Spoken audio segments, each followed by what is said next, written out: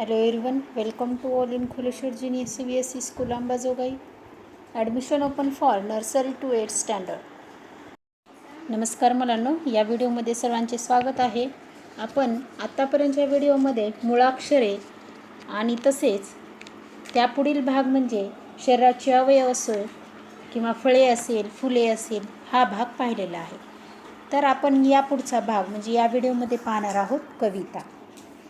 आपण या कवितेमध्ये शिकणार आहोत स्वतःबद्दल माहिती कशी सांगायची हे आपण या व्हिडिओमध्ये शिकणार आहोत. तर तुमच्या पुस्तकामध्ये पान नंबर 103 वर मी या नावाची कविता आहे. तर चला आपण पाहू पहिली कविता मी. तर तुम्ही बघा या व्हिडिओमध्ये तुम्हाला ह्या चित्र दिसत आहे.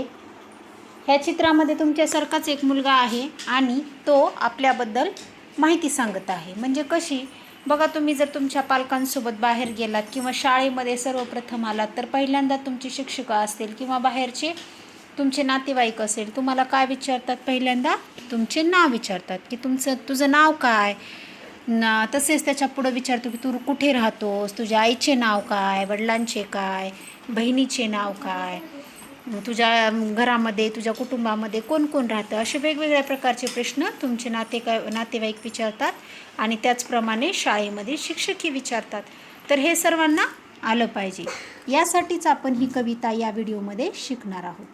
तर या चित्रामध्ये तुम्ही एक मुलगा पाहू शकतात आणि या मुलाचं नाव आहे अजय. आणि तो अजय आपल्याबद्दल कशी माहिती सांगतो ते पाहूया. बघा या कवितेत सांगितलेले आहे, माझे नाव अजय जोशी आहे, मी मुंबईत राहतो. तो सांगत आहे की माझे नाव काय आहे, माझे नाव अजय जोशी आहे. अजय हे त्याचे नाव आहे आणि जोशी हे त्याचे आडनाव आहे. त्याच पद्धतीने तुम्हालाही तुमचे नाव, वडिलांचे नाव आणि आडनाव सांगता आलेच पाहिजे. आणि तो म्हणतो की मी मुंबईत राहतो. जसे की तुम्ही अंबाजोगाईत राहता त्याच पद्धतीने तो कुठे राहतो, तो मुंबईत राहतो. मला एक बहीण आहे, तिचे नाव अवनी आहे. तुम्हालाही बहीण भाऊ असतात तर त्यांचेसुद्धा नाव तुम्हाला सांगता आले पाहिजे. तर अजयला एक बहीण आहे आणि त्याने तिच्या बहिणीचे नाव काय सांगितले आहे, अवनी आहे असे सांगितले आहे. तो म्हणतो मला एक बहीण आहे, तिचे नाव अवनी आहे, मी शिशु मंदिर शाळेत शिकतो.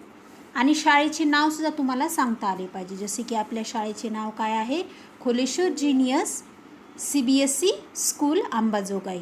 त्याच पद्धतीनं तो म्हणतो की माझ्या शाळेचे नाव काय आहे, शिशु मंदिर शाळा हे माझ्या शाळेचे नाव आहे. तो म्हणतो मी शिशु मंदिर शाळेत शिकतो. तर नाव, ठिकाण, राहण्याचे ठिकाण, त्या बहिणीचे नाव आणि शाळेचे नाव एवढ्या 4 गोष्टी याने इथे सांगितलेल्या आहेत. तसेच त्यांनी पुढेही आपल्याबद्दल माहिती सांगितली आहे, ती पण पाहू. तसेच तो म्हणतो की मी पहिलीत आहे. जसे की तुम्ही आता फर्स्ट स्टँडर्डमध्ये गेला आहात, याला मराठीमध्ये पहिली असे म्हणतात. तो म्हणतो मी पहिलीत आहे, आमचे शिक्षक चांगले शिकवतात.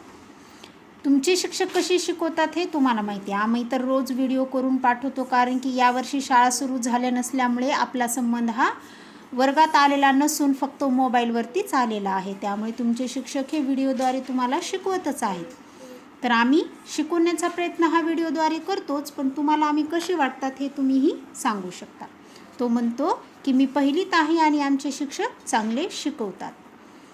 ते मुलांवर खूप माया करतात, मला ते फार आवडतात. जसं की तो शाळेत गेल्यानंतर ज्यावेळेस त्याचा आणि शिक्षकांचा समोरासमोर संबंध ज्यावेळेस वर्गामध्ये शिकवणीच्या वेळेस होतो त्यावेळेस त्यामधला अनुभव तो सांगतो.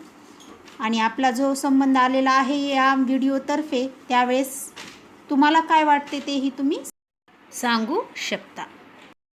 पुढे काय म्हणतो ते बघा, माझे वडील नोकरी करतात व आई नोकरी करते. आणि तो आपल्या पालकांबद्दलही सांगतो की माझे आई आणि वडील दोघेही काय करतात, नोकरी करतात. तसे तुम्हालाही सांगता आले पाहिजे की तुमचे मम्मी पप्पा म्हणजेच आई वडील काय करतात. मी व माझे कुटुंबीय सुखी आहोत.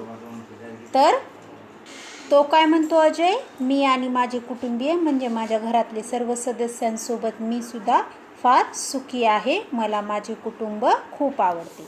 तर याच पद्धतीने जसे अजय जोशींनी आपल्या कुटुंबाबद्दल माहिती सांगितलेली आहे तशी तुम्हालाही सांगता आली पाहिजे. म्हणजेच कुटुंबाबद्दल म्हणजे थोडक्यात तुमच्याबद्दल, तुमच्या कुटुंबाबद्दल माहिती तुम्हाला सांगता आलीच पाहिजे. तर यामध्ये या कवितेमध्ये आपण आपल्याबद्दल माहिती म्हणजे मीबद्दल माहिती शिकलेली आहे. तर तुम्हाला यानंतर तुमची माहिती सांगता आलीच पाहिजे.